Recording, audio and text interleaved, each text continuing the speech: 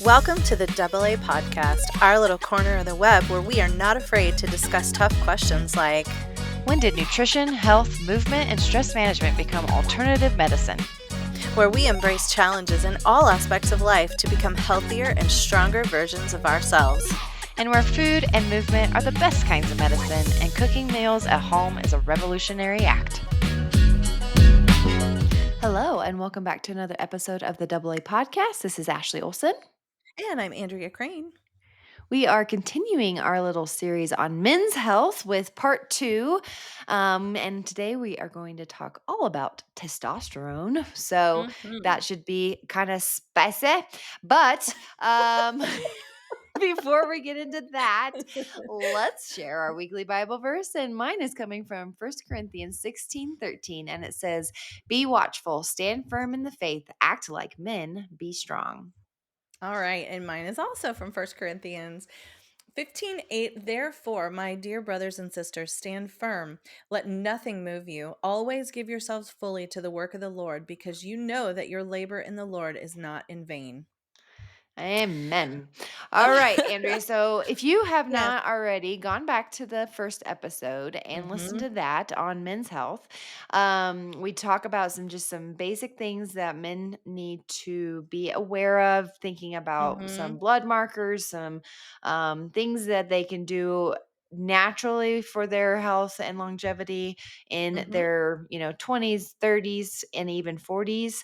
And then Yep. today we are kind of doing a sidestep on speaking to testosterone um, in and of Yeah. itself, because as Andrea mentioned in our last episode, it's kind of been a hot topic for men to just Mm-hmm. get on testosterone as soon as Yeah. they start feeling any sort of way. And I Mm-hmm. think this will be a very insightful episode for our listeners, because I think we need to be mindful of what getting on some testosterone actually means for our men. Yeah, for sure. So we're going to talk about the good, the bad, and the ugly of testosterone. And I think a lot of times that especially in our current state of just like, lifestyle, health and medicine, it is out. Can you hear that bird? Can you Mm-mm. hear that bird? Okay, there is a bird going crazy outside my window. So, okay, I'm just going to keep on rolling. Um so with what men are bombarded with, it would appear if someone were to transport themselves from the 1800s to today and like just look through some social media and messaging for men, they would think that testosterone is the only thing that matters for men's health, because that's really all that is being talked about these days, it seems. So I wanted to do a deep dive into testosterone. Let's talk about all things testosterone. How do we test for it? How do you know if you need it? What are some of the downsides to being on testosterone therapy? Are there any alternatives? Those kinds of things. So we're going to talk about all of that today. And I want to start with symptoms, like actual symptoms of low testosterone, and thinking about other things that it could be. Because honestly, if you're a men's clinic, like if you're going to a men's clinic, the principle of when you're a hammer, everything is a nail kind of comes into play here. They will prescribe testosterone. And it's been my experience that a lot of these men's clinic, like anyone can get testosterone from these places. They're quite expensive. And they that's kind of the only thing that they have to offer, right? They Mm. may offer a hat tip here and there to some lifestyle things, but truly, in my experience, they've not been great at ruling out some other things that are going on with men. So just because you feel lousy doesn't mean that you have a testosterone deficiency. That's kind of where I'm Mm. going with this. There are lots and lots of other medical problems that could be surfacing that really need to be ruled out before we just toss somebody on testosterone. Yeah, and in the last episode, you mentioned that low vitamin D levels Yeah. Mhm. can be related to low testosterone. So Yeah. potentially somebody might just need to be taking more vitamin D or getting more natural sunlight to help Yeah. naturally increase or regulate those testosterone levels.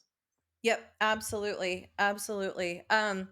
So so first of all, some of the symptoms of low T, we're going to talk about those, but then we're also going to talk about some what I would call a list of differentials. So if a man presented in my clinic and said, "Hey, I'm experiencing X, Y, and Z," then yeah, you bet we're going to check testosterone levels, but I'm also going to rule out other potential medical problems that could have, really impactful consequences if we don't track them down. Okay.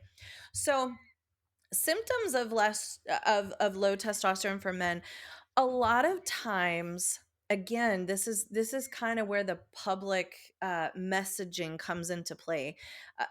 We kind of associate sexual symptoms like erectile dysfunction, like inability to have sexual intercourse.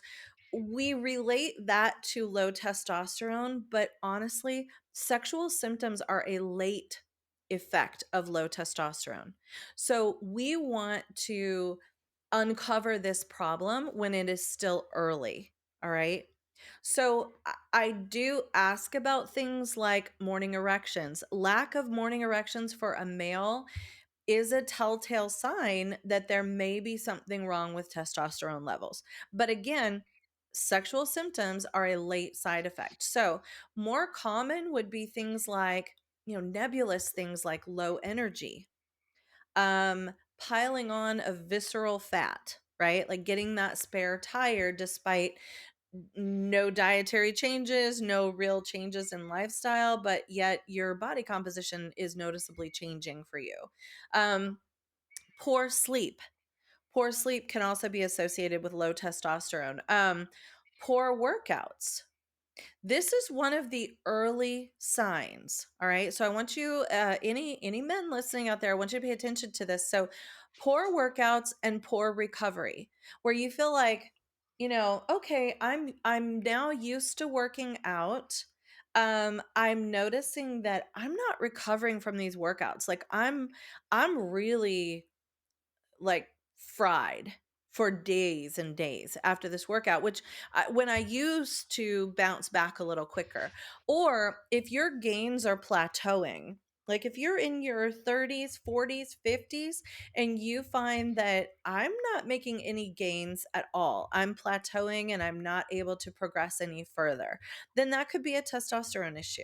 If you're having frequent injuries, that can also be a sign of low testosterone. Like your body just isn't healing like it did. Okay.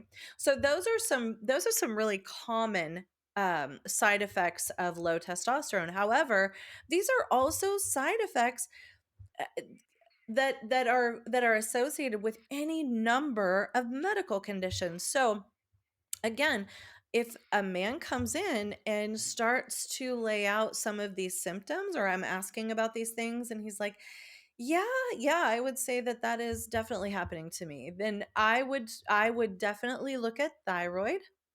I want to run a thyroid panel. I not just a TSH. We've talked about this ad nauseum, but not just a TSH. I want a T3 level and I want a T4 level. I want to see what's really going on. I'm going to look into sleep apnea. Okay. Mhm. Because if you are not sleeping, your testosterone levels will plummet. If you have a thick neck circumference, if you have a lot of weight up around your neck, if you have a narrow arched palate, if you have fatigue upon waking, if you are getting up to pee in the middle of the night several times, could be a prostate issue, but also could be obstructive sleep apnea. All right. So I'm going to test for that. If you are snoring, if your wife or partner is like, oh my gosh, you snore like a freight train, I got to get out of here. Or if they say that Yeah, I noticed that you kind of catch your breath at night and it almost sounds like you stop breathing. Those are symptoms of sleep apnea. And so we really that will take years off your life. It Yeah. absolutely will. So that And if you haven't needs already, to be go back to our included. sleep episode.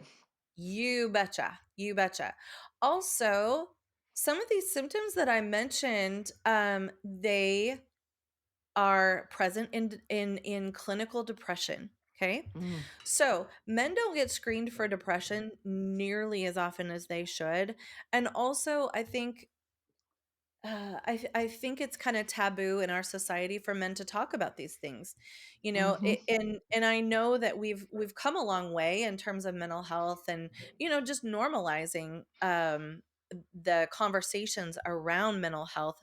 However, there are still, I would say, among the male ranks, there's still this idea that I'm fine. I just need to shove it down and keep moving, right? Just shove it down and keep moving. mm, Oftentimes they men don't have those kind of deep friendship relationships. They don't have those deep social connections. And so where women, we will get together and we will talk about things to death and we will vent and we will pour out our feelings with each other and it's a safe space to do so. Sometimes men don't have those relationships built and they're just kind of surfacey, and so they don't get those feelings out. So depression is and suicidality are definitely high on the list, and I ask about these things. We get very real in my office.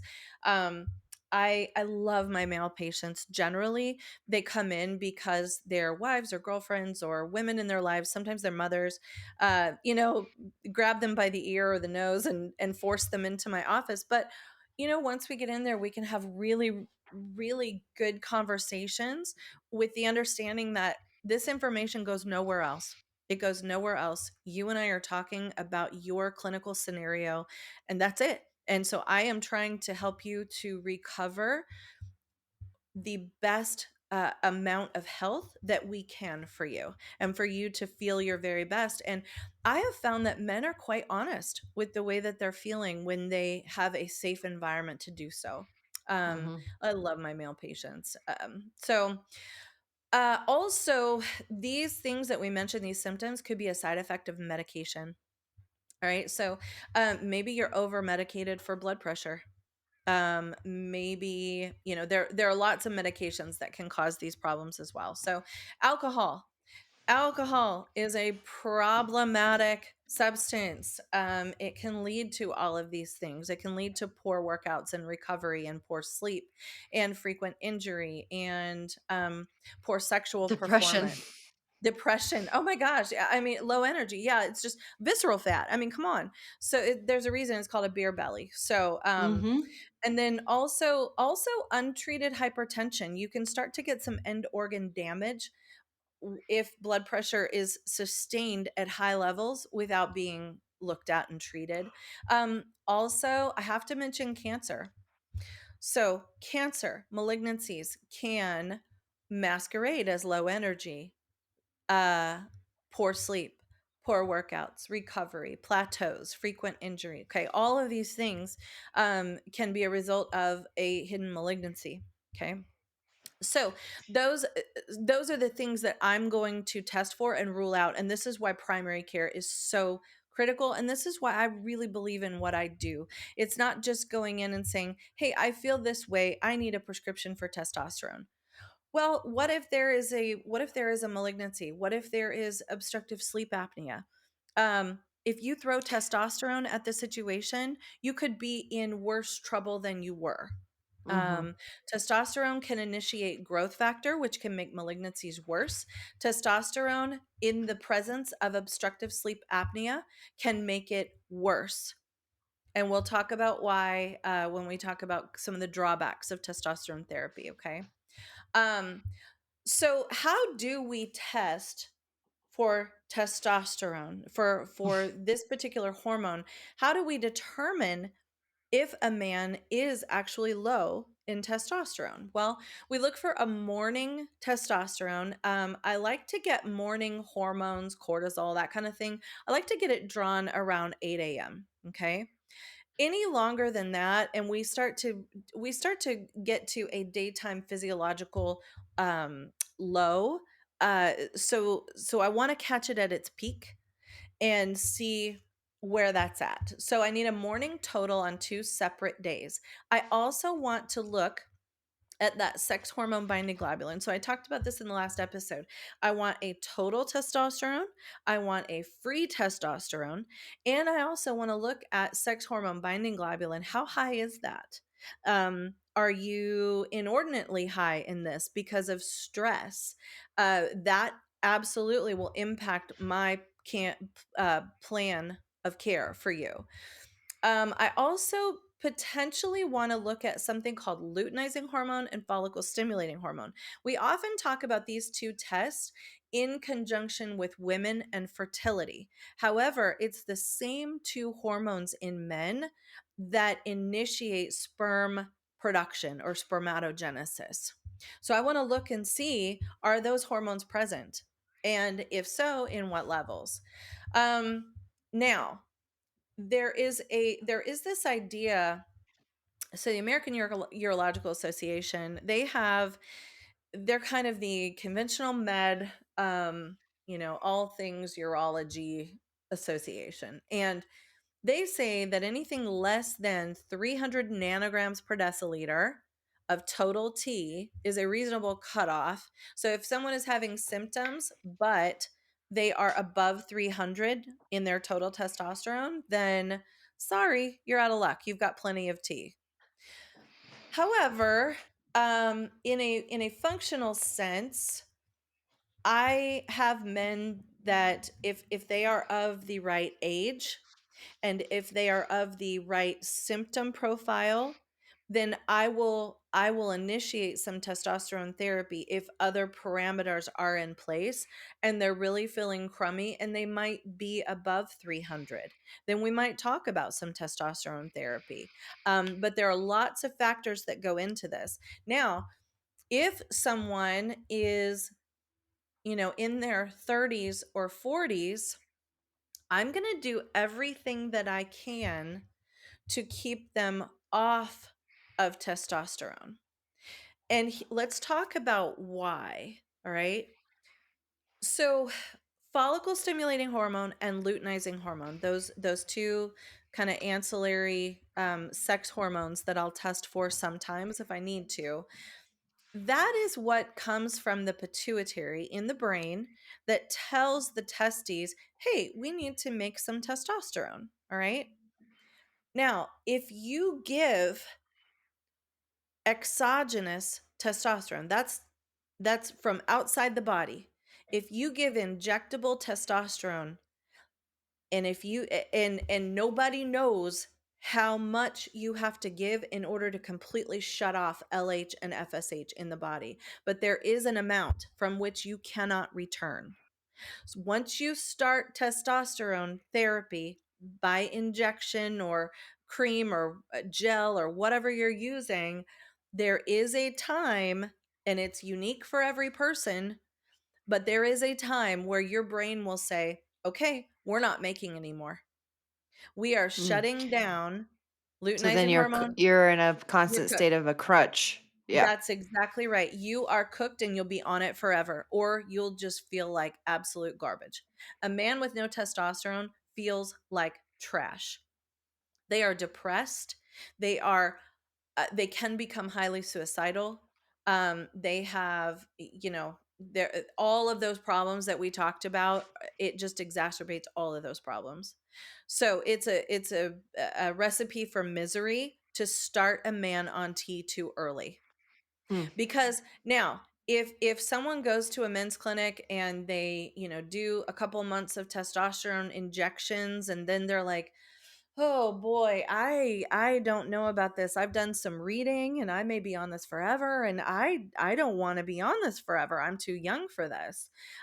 Maybe your financial situation is unstable and you don't know if you can afford it. It's not often it's not cheap, and especially from these clinics that only do hormones, it's not cheap.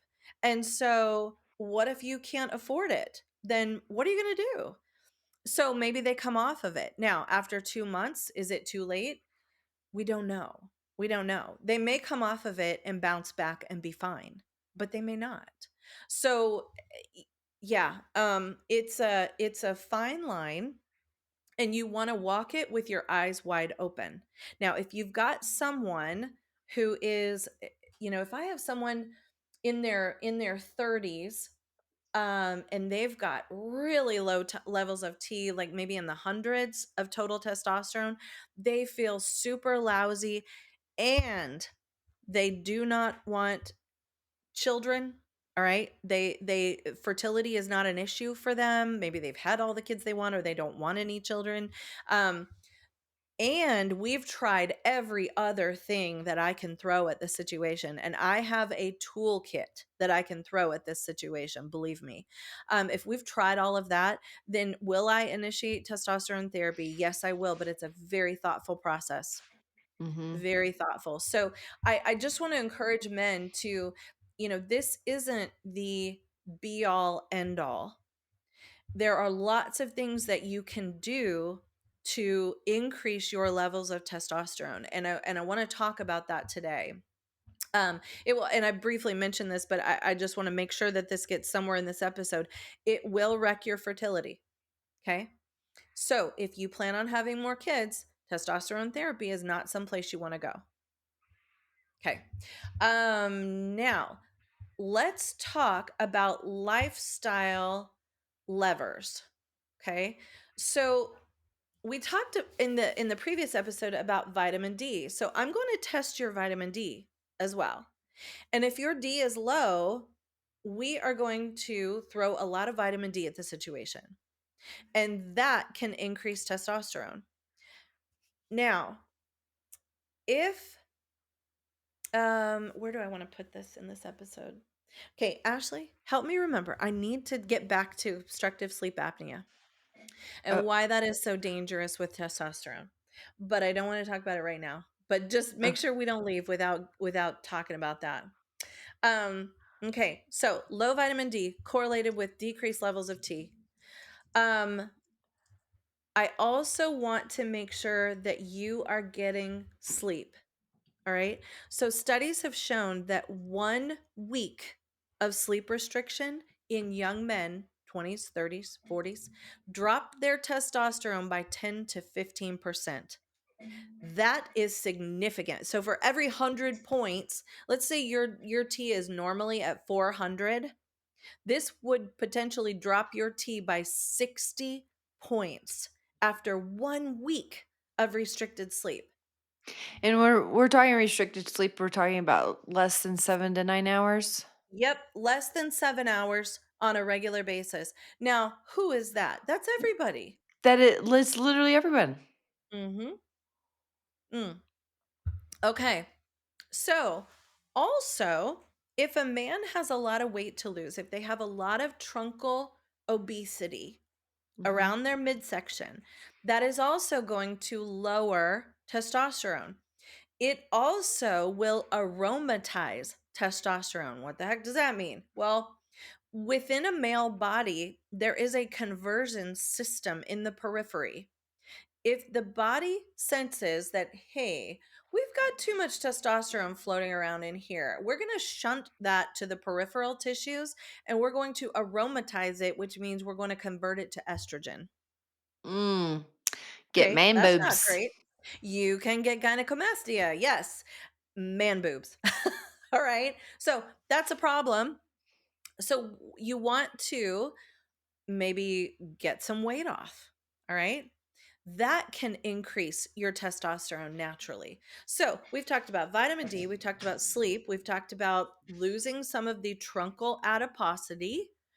Um, and then I also wanted to mention muscle building. Okay, we talked about this at length in the last episode. Get on a muscle building hypertrophy program. All right. Do your Mhm. resistance training, do your progressive overload, because building that muscle signals to the body that, oh boy, we need some more testosterone around here. And your brain will come alive and send signals to the testes that say, hey, we got to have more T. Okay. So this isn't in your notes. So this is a Hmm. little offshoot here. Do we know yet? Because, okay, a man's listening to this and he's like, man, I Hmm. have some significant weight to lose. This feels very daunting. Yep. I'm just going to go to my doctor and get on a GLP-1. Ah, so interestingly, couple of considerations about a GLP. I I like that. I like that, and there are some drawbacks. So Mhm. let's talk about all sides of this. All right. So first, the good. Does a GLP help people to lose weight? Yes, we know they do. We know they do. They are they are head and shoulders above any other weight loss eh, FDA approved drug that has ever been. Okay? We know they can do that. However, and we've talked about this, we've got episodes on GLP-1s, go back and listen to them. We've got an episode on the latest GLP-1 retatrutide. Go listen to that, because I'm telling you that's going to be the next big one that people are getting Mhm. shifted on to. Um Yep. the problem is the muscle loss, Yep. okay? So, yeah, you could be losing weight, but Weight how loss much is lean not fat muscle? loss. That's exactly right. How much lean muscle are you losing? Are you losing weight without increasing your resistance training and your protein intake? Mhm. Because you can find yourself in a much worse position than you started with a GLP-1. So Yep. that's some good and bad, but also with a GLP-1, in particular, tirzepatide is kind of famous for this side effect, and that is fatigue and exhaustion. A lot of people on tirzepatide experience crazy amounts of fatigue and exhaustion. Okay. So, that is something to be aware of as well. These things are not forever. They should not be used forever, in my opinion. Drug Mhm. companies say otherwise. However, Yep. in my opinion, they should not be used forever. They Yeah. can be a tool, they can be a powerful tool. There have also been some recent data coming out that shows an increase in total testosterone when men are on a GLP-1. Now, Which we just talked about. yep, High yep. testosterone can mean feeding cancer cells. Yeah, it absolutely can. It absolutely can. It turns on growth hormone, it turns on, all kinds of processes in the body that can be tumorogenic. Um, However, it can also be therapeutic, right? You can also get, along with the weight loss, you can get increased levels of testosterone, which can be good. So there's always good and bad to these Mhm. things. And that's why Yep. I really think it's important that you talk with somebody that knows what they're doing, that can really develop a plan for you. Yeah. Um, because it's not just set it and forget it. Like, put you on this drug and you're just on it forever. Yeah. And, side effects be damned. Mhm. So, some other ways, thanks for asking that. I definitely wanted to talk about that too. We, so I guess one final hit at GLPs. GLPs are also really, really great at regulating blood sugar. That's why they were originally developed, was to lower blood sugar, right? To Mhm. help type 2 diabetics. So blood sugar, we talked about this in the last episode. Blood sugar is a huge, huge measure of health, and longevity. We want to keep that low, and Mhm. GLPs will help with that as well, while somebody is hopefully instituting positive lifestyle changes and then could come off the GLP and maintain their health and lifestyle changes. Yep. Now, I also want to mention another impactful way to increase testosterone is to limit heavy nightly alcohol consumption. If you're a man that drinks, you have, a drink or two or three every night or 5 nights a week, this is problematic for your testosterone. It's problematic for lots of things, but your testosterone level definitely takes a hit. Your sleep takes a hit. Okay. Mm. Um, Also, we talked about getting enough sleep. Also, managing stress. Managing stress, okay? This is one of those nebulous topics that I feel like sometimes guys, like, they just glaze over. They're just like, "Oh my gosh, stress. You want me to, like, sit in a circle and chant?" No, I don't. I want you to go out and get some sunshine. I want you to walk. I want you to do some breathing exercises. So we talk about, again, in my office, we talk about stress reduction activities that really work, that aren't they're not woo woo, they're not sketchy, they're easy to implement into your life, but they just mean having an increased awareness of, huh, you know what? I'm getting that stressy feeling again. I think I'm going to take some deep breaths, or I'm going to step outside, I'm going to take a walk. Okay? Mhm. So ways to really take care of yourself. Um we talked about weight bearing exercise and how good that is. Now, I also want to talk about sexual activity. Okay. So it becomes this, sort of positive feedback loop in a negative way where, a man's testosterone will plummet due to lifestyle, stress, all these other things. And then sexual activity decreases because of this. Right. But then because they're not having sexual activity, their testosterone goes down even more. And so it's like this feedback loop. So we want to arrest that. Sexual activity on a regular basis will increase natural levels of testosterone. Okay. So a lot of times men will say, could you write me a prescription for that I could take home? So just so you know, your doctor said increase sexual activity. Yes, she did. Um, and you can take that home. Uh, now, a couple of supplements that I will use. There are some people have gotten some good results with things like tribulus. I know there are all kinds of formulations. I don't mind if somebody tries that. I think that's great.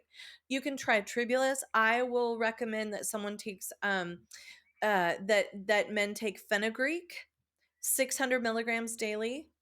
Ashwagandha is also good for increasing testosterone and for decreasing stress. Go figure. That may be the mechanism by which it works, honestly. So ashwagandha, 450 to 600 milligrams daily. And that can often help. Do you Um, recommend taking that at night, certain time of day? it doesn't even matter. It doesn't even matter. I usually like for ashwagandha to be taken in the morning, but it's honestly whenever they can remember. That waking cortisol response sometimes needs to be modulated, and that's where ashwagandha is really powerful. So I do like it in the morning. If you can get it down in the morning, do that. Um, so now let's talk about obstructive sleep apnea. And the reason I want to come back to this is because it's so critical and it will take years off your life. It's life threatening. Okay. Mhm. So when when a man has sleep apnea, that means he stops breathing a certain number of times, a certain number of apneic episodes per night. So a lot of times it's because the neck circumference is large, or because the physiology of the palate, the upper soft and hard palate, is not conducive to maintaining an airway during deep sleep. Okay. So the soft tissue falls back into the airway for whatever reason and obstructs the airflow. So the body, that if you're not getting oxygen, that is an emergency of the highest order for the body. Okay. And the body will freak out, obviously, because it thinks it's dying. And so over the course of time, that man's brain will then send signals to the bone marrow. We need more red blood cells. We need to create more red blood cells. And here's why: because the body is thinking, okay, every single night we are in an oxygen deficit.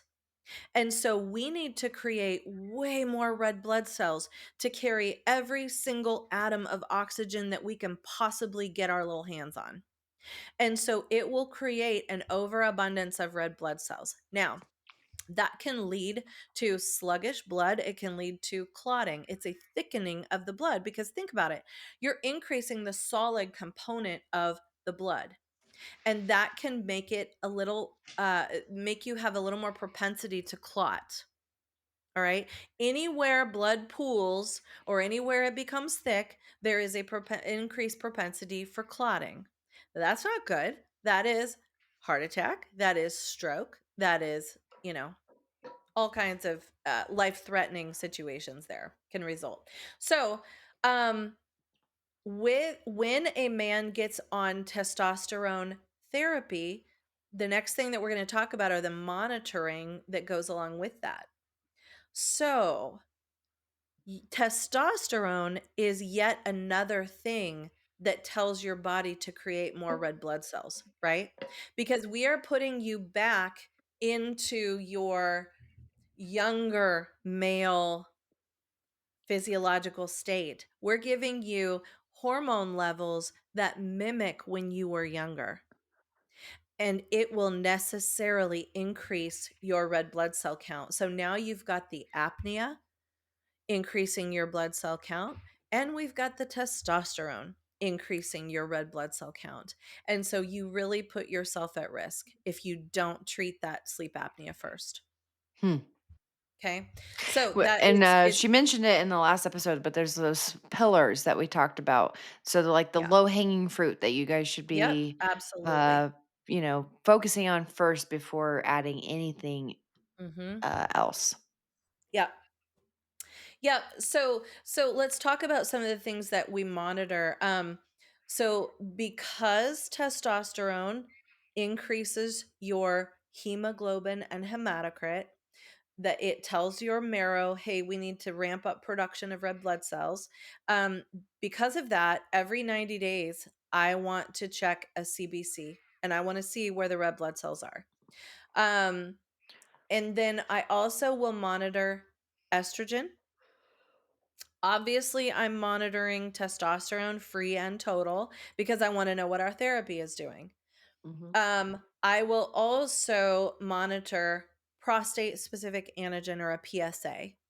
So, testosterone can increase your level of developing prostate cancer. So, I want to know if your PSA starts to rise. This is an antigen, an antibody generating molecule that occurs naturally and increases with prostate cancer. Okay. So, we want to monitor that. And that's kind of the ins and outs of testosterone therapy, and I think we've answered a lot of the questions, but the big takeaways here is that if you're in your 30s, gosh, I see guys in their 20s, 30s, 40s who are like, hey, my buddy got on testosterone and he is jacked and lean and he feels awesome and I want on it too. And Yep. it's like, well, your buddy may not be able to have children. He may be on this forever. And I don't know if anybody explained that to him, but that is potentially the case here. So Mm, it's a longer discussion than I think is often had. yeah. It's Um, another one that's like a quick, easy button. yep, exactly. And the consequences aren't explained.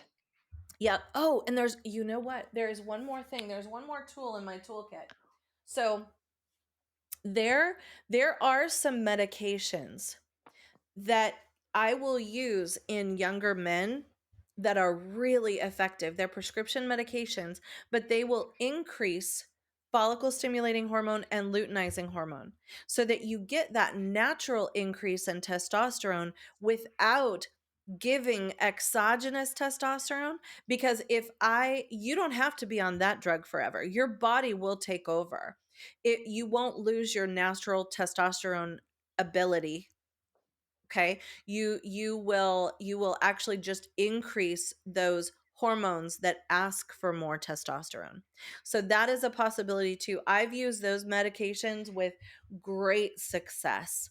Mm. And had guys feeling way, way better, and they don't lose their fertility. They don't lose their endogenous uh, formation of testosterone. And what are those? Those, well, there are no, of course, I'm drawing a blank right now.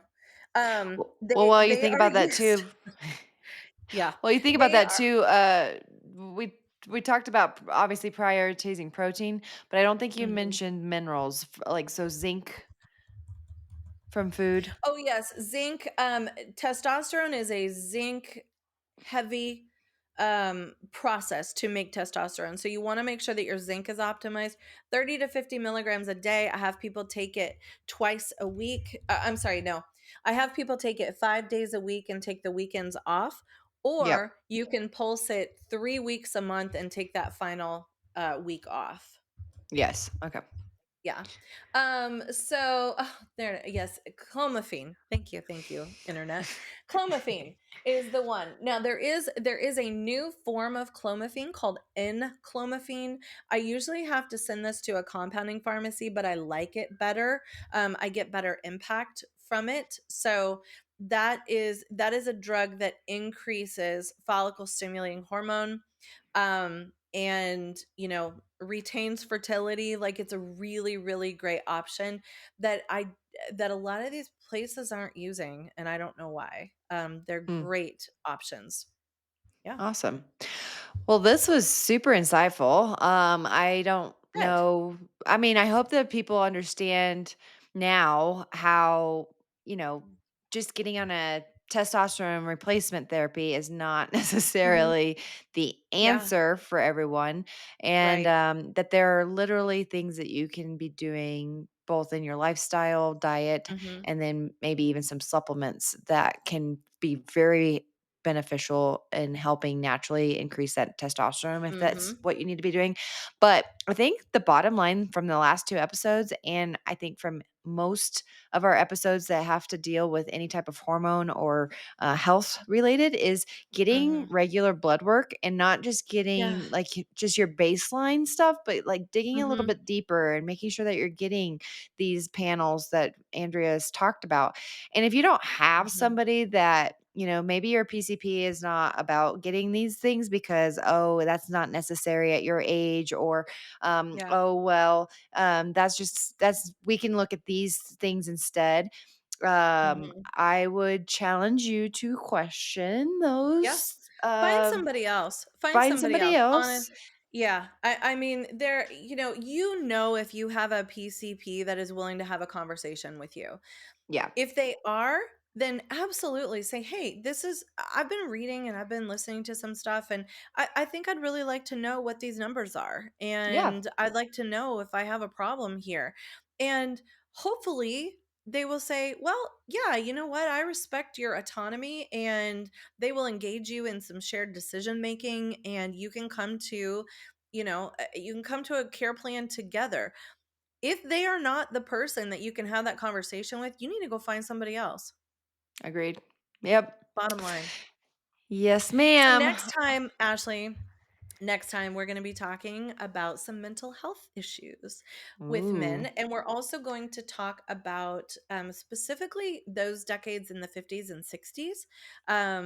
And yeah, so that will be Awesome. I'm our excited. part three. Yeah. Awesome. Well, if you have enjoyed this episode, found it beneficial or helpful or anything of the sorts, we would Mhm. definitely appreciate your sharing this episode with loved ones, family, and Yep. friends. And then if you have questions after listening to these episodes, please reach out to us. We love hearing from you Hmm. guys and gals. And it helps us provide information in our podcast that is going to actually be beneficial for you guys. So, um, as always, our contact information is in the show notes, and we will catch you on the next episode. Bye.